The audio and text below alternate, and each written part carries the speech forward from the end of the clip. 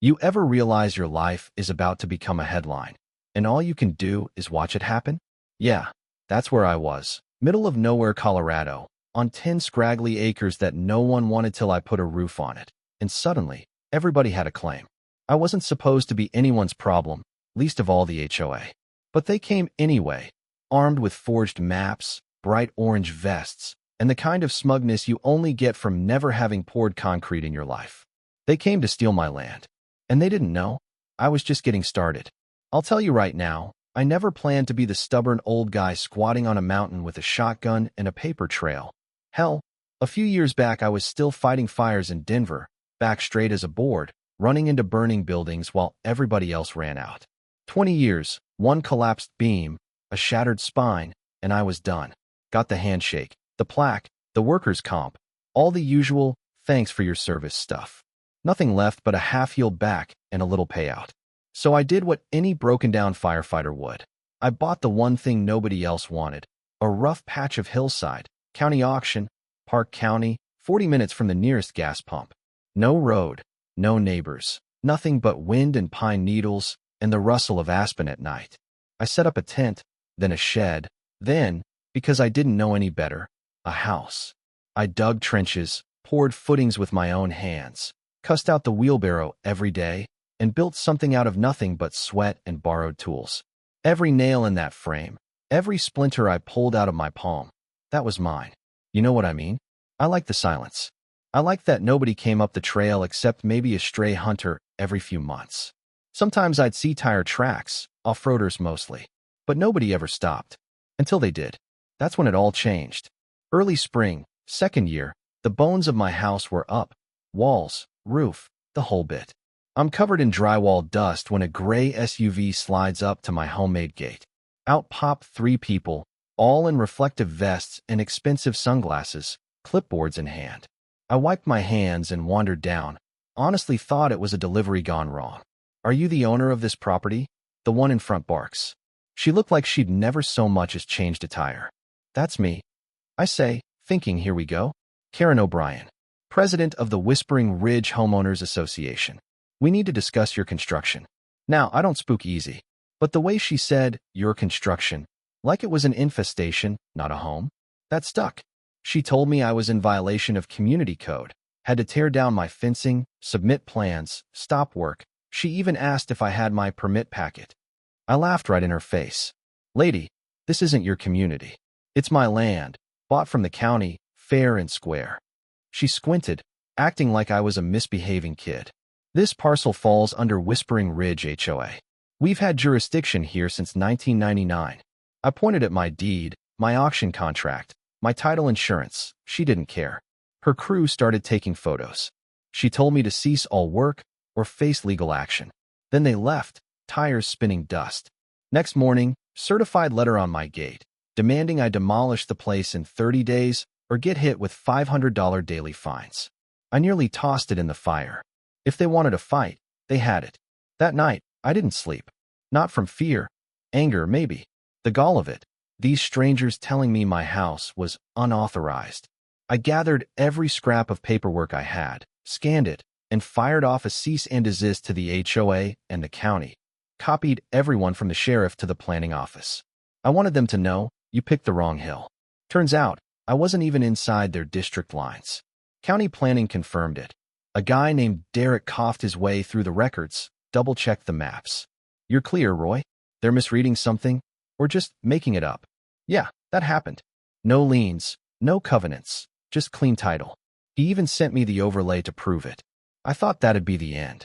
Next morning, a white county truck rolled up, and out stepped Tom Cavanaugh, clipboard and all. Got a complaint about unauthorized construction on an HOA parcel, he said. I let him see my paperwork, showed him my permits, my GIS maps. Hell, I even had the receipt for the septic tank install. Tom whistled, said it was solid, and left without crossing the gate. They're getting real aggressive, these HOA folks, he mumbled. You should get a lawyer just in case. Already ahead of you, I told him. That's when the lawyers came knocking. Well, not knocking. More like sending fancy letters with embossed logos and enough legal threats to choke a horse. They accused me of noncompliance, sent me low-res maps outlined in red crayon. I sent all of it to my attorney, Caitlin, a bulldog of a property lawyer who'd helped me out once before. She took one look at the forged documents and muttered, "Classic boundary fraud. Don't talk to them. Let me handle it." I upgraded my cameras, changed my locks, and printed a new sign, "Private property. Bring a warrant." Under that, in smaller print, "I built this house. I'll tear yours down first." For a while, it was quiet. Then, like clockwork, a stop work order popped up on my gate. County paperwork this time, big red letters, "Do not enter." I called Caitlin in a panic. "Permits are good," she insisted. "Someone filed a new map with your parcel included." I'll dig in. Turns out, Whispering Ridge filed a restoration of a lost 1996 boundary map, conveniently sliding my land inside their district. No public notice, just an expedited submission and a rubber stamp. Caitlin brought in a retired federal surveyor. Elmer, old, cranky, brilliant. He found their map was garbage, mismatched fonts, obvious photoshopping, the county seal badly pasted on. We had them, but proving it would take more than just showing up at the clerk's desk. Then came the real escalation. I woke up to the rumble of engines at 2 a.m., bulldozer, flatbed, headlights slicing through the trees. Karen was out there herself, barking orders, trying to cut my gate and start Phase 1 demolition. 5 people in vests, bolt cutters in hand. That's when I called the sheriff. Deputies rolled up, sirens howling. Karen tried to bluff her way through with more fake paperwork. Deputies weren't buying it. They confiscated the radio the crew left behind. On it, a voice, not Karen's, giving tactical instructions. This was bigger than a nosy neighbor. Someone higher up wanted this land. Caitlin filed charges: contempt, trespass, fraud. County court moved fast. Next, the state attorney general's office got involved. 2 men in suits showed up to take depositions and dig through every map, plat, and deed I had. Turns out, 3 other properties nearby had been absorbed by HOA boundary games. A pattern, fraud on a county scale. And just when you think it can't get any crazier, the feds show up, Department of the Interior. One of the doctored plats overlapped with federal woodland. Suddenly, it's a federal case. Whispering Ridge went silent. Karen stopped showing up to meetings, and the HOA's threats dried up. But quiet from bullies means they're planning something. Sure enough, a few nights later, my trail cams catch 4 figures sneaking onto my land, trying to set fire to my fence. One trips, I catch him. A kid, Karen's nephew, claims he thought it was abandoned. That gave Caitlin everything she needed. The DA subpoenaed the HOA's emails, found digital trails, group chats, scanned plats. A developer was in on it, flipping abandoned parcels. State investigators dragged in a dozen landowners. 2 had lost their property already. One old lady burst into tears when she learned her eviction was based on forgeries. I agreed to testify, and soon my story was being streamed to a packed courtroom and across the state. When it all came out, the forgeries, the bribes, the bulldozer at 2 a.m., the judge slammed the gavel and granted a permanent injunction. HOA board members were charged with fraud, conspiracy, racketeering.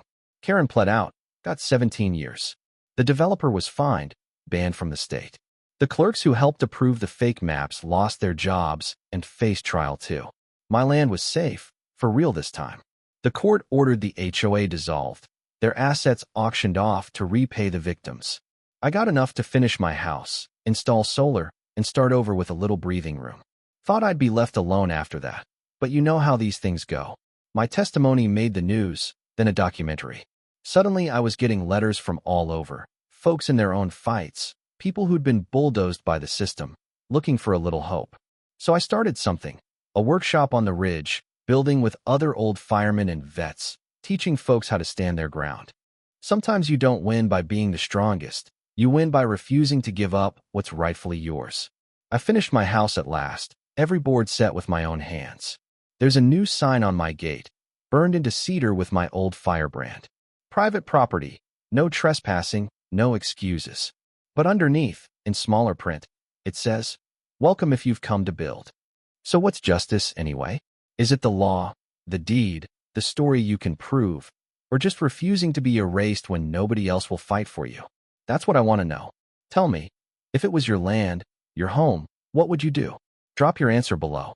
Maybe it's time we started asking, out loud what kind of community we really want to live in. Let me know, because this fight, it's not over. Not by a long shot.